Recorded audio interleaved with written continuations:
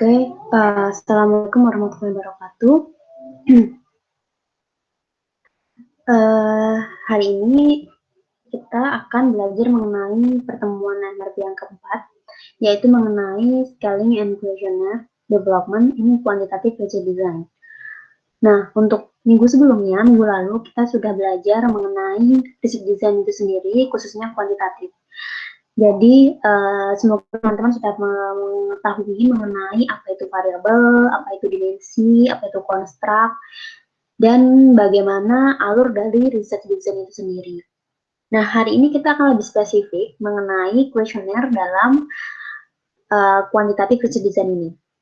Oke, jadi hari ini ada 4 bahasan sesuai dengan silabus.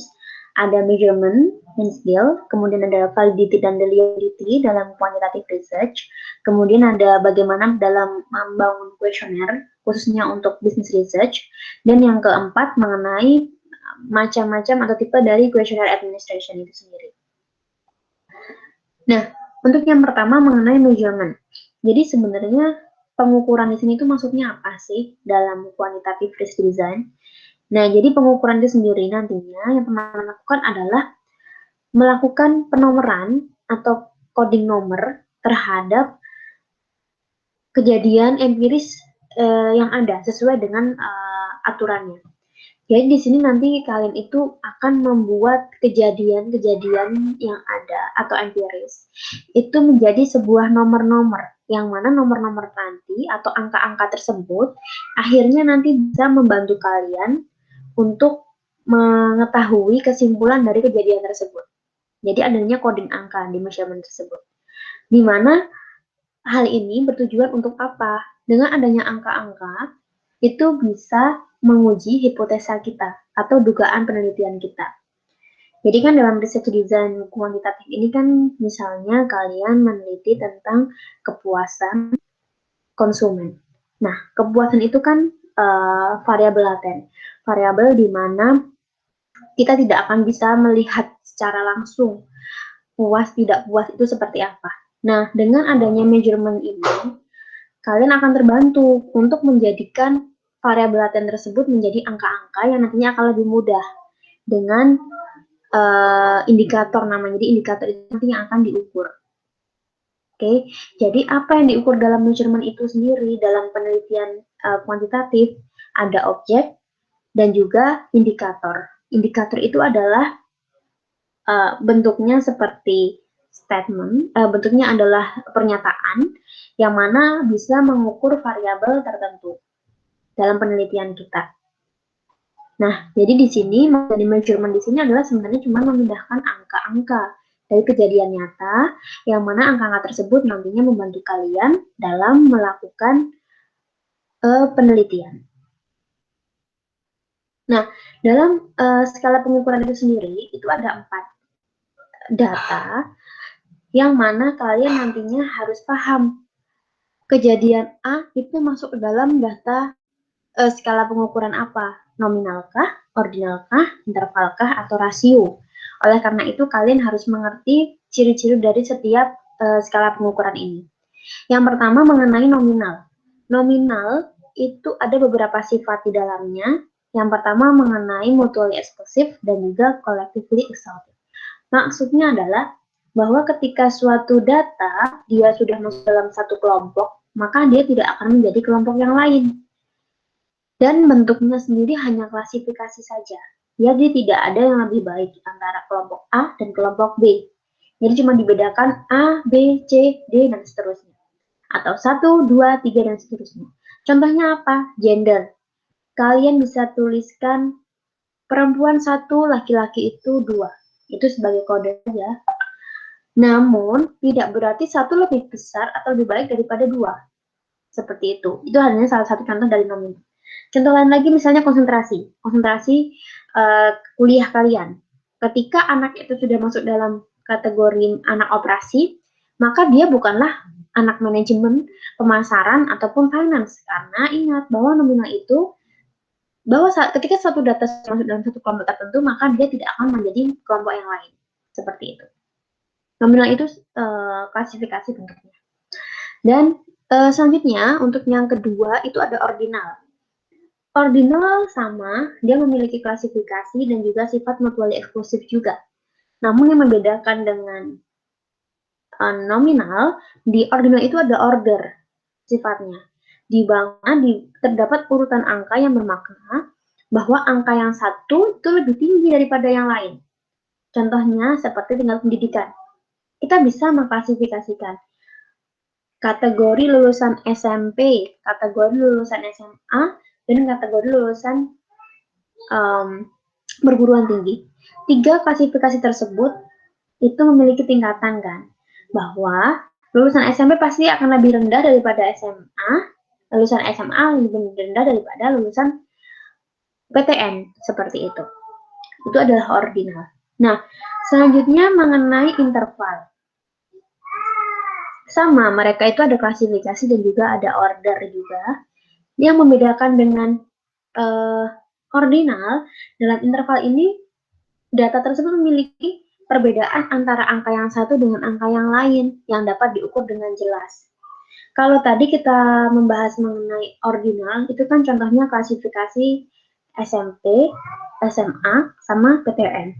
Nah, ketika kita misalnya memberikan kode, lulusan SMP adalah 1, lulusan SMA adalah 2, dan lulusan PTN adalah 3, kita bisa membedakan bahwa itu berbeda 3 kelompok tersebut, dan kita bisa mengurutkan mana yang lebih kecil sama yang lebih besar. Namun kita tidak bisa mengetahui perbedaan dari angka 1 lulusan SMP dengan angka 2 lulusan SMA, itu jaraknya berapa, 1 dan 2, itu kita tidak bisa membedakannya.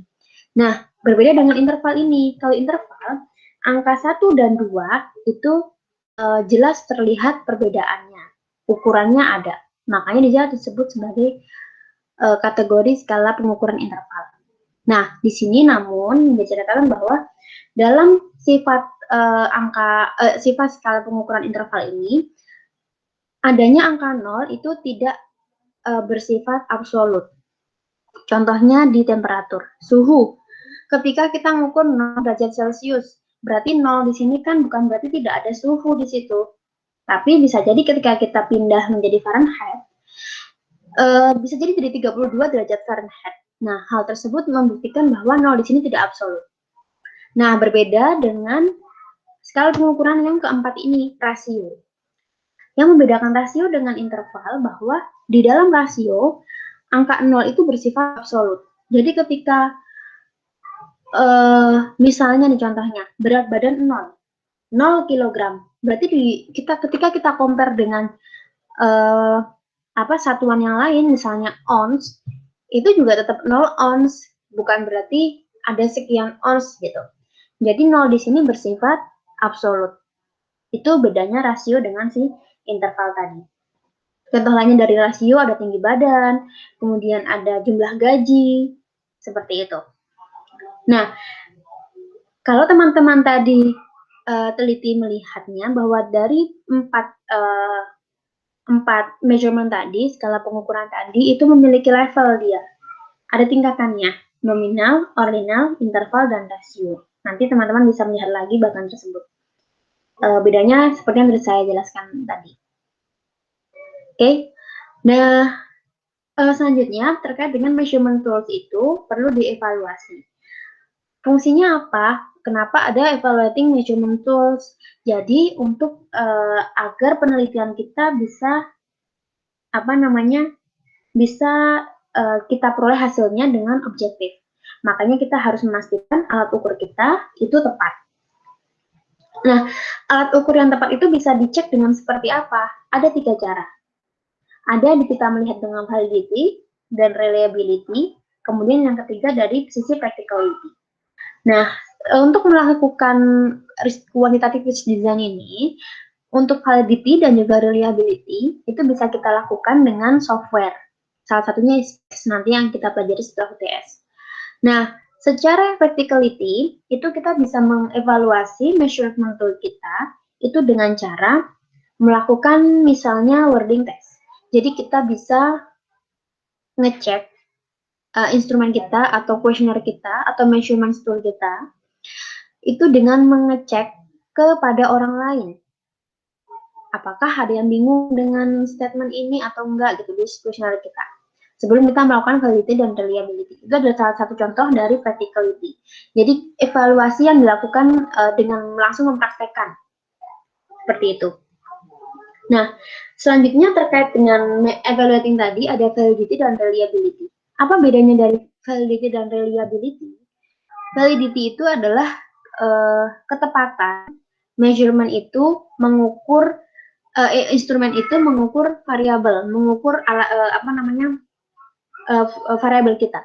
Jadi ketepatan dalam mengukur variabel kita itu validity. Sedangkan reliability di sini adalah konsistensi alat ukur tersebut dalam mengukur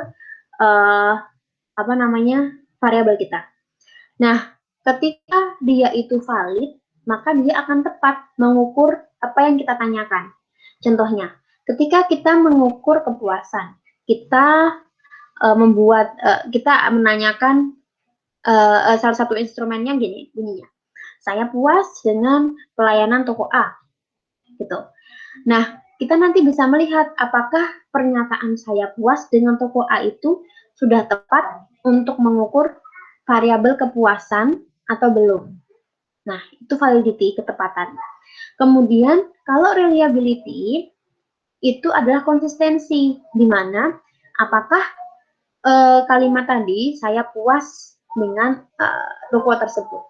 Itu bisa konsisten apabila kita lakukan riset dengan responden yang sama, dengan mungkin waktunya yang berbeda, tapi responden yang sama, apakah konsisten hasilnya? Seperti itu. Jadi, validity dan reliability itu adalah ketepatan dan juga konsistensi dari alat ukur yang kita gunakan untuk mengukur variabel kita. Dan dua hal ini dalam quantitative design itu kita nanti dibantu sama software. Seperti itu. Lalu selanjutnya bagaimana dalam mengembangkan membangun kuesioner khususnya untuk riset desain bisnis riset ini. Nah, sebelumnya ini ada respon dari yang biasa responden miliki, pilihan yang responden miliki ketika dia menjadi responden dari quantitative risk design. Ada rating scale, ada ranking scale, ada kategorisasi, ada sorting. Dimana kalau rating scale berarti biasanya respon itu bentuknya adalah misalnya kita voting, terus di situ akan terlihat mana yang memiliki rating tertinggi dan terendah gitu. Kemudian ranking itu sifatnya adalah nanti kita bisa mengurutkan dari mana yang menjadi misalnya orang tersebut punya namanya skala prioritas. Nah, skala prioritas A 1 sampai 7 itu kita bisa membuat ranking kepada para responden kita untuk memilih mana yang menurut mereka menjadi prioritas nomor 1, 2, 3 sampai dengan nomor 7. Kalau kategorisasi bentuknya biasanya pilihannya dikategorisasikan. Misalnya, apakah kamu masuk ke dalam kelompok A, anak di rumahan, B, anak kampus misalnya seperti itu. Atau anak kafe kayak gitu. Nah, itu kategorisasi. Sorting nanti kita bisa melihat di mana responnya itu adalah bentuknya paling rendah ke tinggi dan paling tinggi ke rendah, kita bisa melihat seperti itu. Nah, selanjutnya adalah bentuk dari pengukuran itu sendiri. Pengukuran bentuk dari kuesioner itu sendiri itu biasanya kalau dalam quantitative risk design itu banyak menggunakan Likert scale namanya. Likert scale itu adalah salah satu dari bentuk kuesioner di mana di dalamnya memiliki beberapa opsi untuk respondennya. Ada strongly disagree sampai strongly agree biasanya. Dan sifatnya kita bisa codingkan. Satu untuk strongly disagree, 2 untuk disagree, dan lain-lain sampai ke strongly agree. Itu nanti bentuknya adalah angka. Nah, kemudian ada lagi namanya semantik diferensial. Nah, semantik diferensial ini bedanya dengan Likert scale tadi bahwa kalau di dalam Likert scale itu kan masing-masing angka atau pilihan itu kan punya statement, dia sangat setuju kah, sangat tidak setuju, setuju aja, tidak setuju aja, atau tidak sangat setuju atau apa. Jadi dia ada statementnya. Namun kalau di semantik diferensial ini, dia sifatnya itu hanya katakan dan data kiri. Jadi dia punya dua pilihan, kemudian di tengahnya di sini ada titik-titik pilihannya. Yang mana titik-titik tersebut antara fast dan slow ini kita juga bisa mengkodingkan nanti dengan angka-angka gitu. Nah, selanjutnya di sini ada beberapa proses dalam membuat instrumen desain atau kuesioner.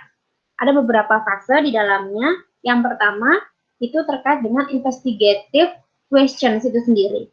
Kemudian menganalisa kuesioner itu sendiri. Nah, bentuknya bisa seperti ketika kalian mencari kuesioner dari variabel tertentu. Itu bisa masuk ke fase ini. Kalian mentranslate juga bisa menjadi fase ini. Jadi kalian membuat turunan dari artikel-artikel yang sudah ada terkait kuesioner yang akan dipakai. Itu bisa menjadi fase 1. Kemudian selanjutnya, ketika sudah ditranslate, kemudian kalian sudah mendapatkan instrumennya, atau bentuknya indikator tersebut, indikator variabel, kalian bisa melakukan namanya pretest individual questions. Jadi, atau bisa disebut sebagai wording test. Wording test ini bisa kalian lakukan itu ke teman kalian. Gitu. Nah, selanjutnya, ketika sudah kalian melakukan wording test, kalian bisa ke tahap selanjutnya, yaitu melakukan pretest survei. Nah, dalam pretest survei ini biasanya ada minimal responden yang harus kalian dapat, yaitu minimal responden yang agar terdistribusi normal. Sesuai statistik, itu minimal adalah 30 responden. Jadi ketika nanti kalian mau melakukan pretest kuesioner, itu pastikan ada minimal 30 responden yang memiliki jawaban yang baik. Jadi tidak bias. Oke, nah setelah itu sudah tahu pretestnya semuanya hasilnya baik, quality dan reliability-nya baik, terus kemudian tadi secara practicality kalian sudah melakukan wording test juga, maka bisa nantinya kuesioner itu menjadi instrumen desain yang akan kalian gunakan sebagai bahan untuk mencari mencari respon dari responden kalian, dari data dari penelitian kalian. Oke, nah ada beberapa hal ternyata yang bisa membuat error data. Di sini ada 4. Ada dari sisi respondennya, ada dari sisi situasinya, ada dari sisi measurernya, dan ada sisi dari instrumen itu sendiri yang bisa membuat error. Nah, di sini ada penjelasannya masing-masing. Di mana dari sisi responden itu bisa jadi bias karena mungkin ada faktor yang memang tidak fit ketika responden tersebut menjadi narasumber responden kalian, ketika orang tersebut menjadi responden kalian. Misalnya udah lelah banget, terus kalian paksa untuk isi dong kuesioner saya, gitu. Itu bisa jadi membuat dia tidak berpikir secara betul-betul terkait dengan kuesioner, dan sebenarnya itu yang akan merugikan kalian nanti. Jadi, ketika nanti kalian cari data, jangan hanya memang mengandalkan data itu banyak, namun juga harus pastikan juga dari sisi responden mereka bersedia betul dan mau mengisi kuesioner kita. Oke, dari sisi situasi ini juga pasti banyak faktor yang bisa menjadi error data. Contohnya, ketika ada sebuah kondisi di tempat di mana ketika kalian melakukan interview atau kalian melakukan pencarian data ini, namun di dalam situasi tersebut ada hal-hal yang mungkin sangat bising atau tidak terlalu ramai seperti itu. Jadi bisa jadi itu mengganggu si narasumber itu untuk narasumber itu untuk mengisi kuesionernya. Kemudian yang ketiga dari sisi interviewernya atau measurernya. Itu bisa jadi apalagi ketika misalnya si responden measurer ini biasanya bentuknya bukan peneliti ya, dia enumerator. Enumerator itu adalah orang-orang yang biasanya bertugas untuk mencari data. Nah, Ada beberapa bentuk dari pencarian data yang dilakukan enumerator itu, dan ketika dalam proses pencarian data tersebut itu enumerator itu yang menjelaskan apa sih pertanyaan penelitiannya. Nah, di sini akan sangat rawan sekali terjadi mispersepsi antara apa yang sebenarnya ingin diteliti sama yang dijelaskan si enumeratornya sebagai questionnaire-nya. Jadi pastikan ketika besok misalnya kalian bekerja, kemudian kalian dalam hal apa namanya, kalian di R&D, terus kalian harus memastikan enumerator kalian yang mencari data di lapangan memang harus paham apa tujuan dari penelitian itu, khususnya terkait dengan apa maksud dari pertanyaan penelitian. Jadi ketika mereka mentransfer tersebut ke narasumber, itu tidak terjadi apa namanya, mispersepsi dari si kuesioner yang aslinya kayak gitu. Nah, bisa jadi juga yang keempat, sumber dari error itu bisa dari instrumen itu sendiri. Karena misalnya ambigu, terus membingungkan, seperti itu. Jadi bisa memicu akhirnya orang pun akan menjawab juga dengan tidak tepat. Karena instrumen itu sendiri tidak tepat. Oleh karena itu, sebelum melakukan validity dan reliability lebih jauh, kalian mengumpulkan 30 orang, baiknya kalian melakukan namanya wording test tadi. Jadi ngecek ke temannya atau ke orang lain, apakah pernyataan-pernyataan yang dalam kuesioner saya itu memang sudah mudah dipahami atau ada yang membingungkan gitu. Oke, selanjutnya ini adalah bagian terakhir dari pertemuan ini mengenai tipe dari kuesioner sendiri. Itu ada dua, administration itu ada dua. Ada yang self-administered, ada self-administered sama surveyor administered. Jadi ketika self itu adalah kuesioner, itu biasanya akan diisi sendiri oleh respondennya secara mandiri. Baik itu lewat online ataupun lewat offline. Jadi mereka mengisi sendiri. Mereka membaca sendiri biasanya di situ. Nah, namun untuk yang kedua, yang surveyor administered ini, biasanya peneliti akan meminta enumerator tadi yang sudah saya sampaikan tadi, bahwa untuk menjelaskan apa sih pertanyaan penelitian, dan biasanya si enumerator lah ini yang akan mengisi kuesioner itu. Jadi yang akan mencentang, yang akan memilih tadi setuju tidak setujunya itu tuh tangan enumerator. Nah, dari sini proses dari apa namanya pencarian data itu, kuesioner itu diisi oleh bukan respondennya sendiri, namun dibantu dari peneliti atau dibantu oleh enumerator yang ada di lapangan. Nah, itu adalah dua hal yang biasanya tipe dari pengisian kuesioner itu sendiri dalam quantitative research design. Oke, sepertinya yang terakhir ya, betul. Terima kasih. Semoga bermanfaat. Wassalamualaikum warahmatullahi wabarakatuh.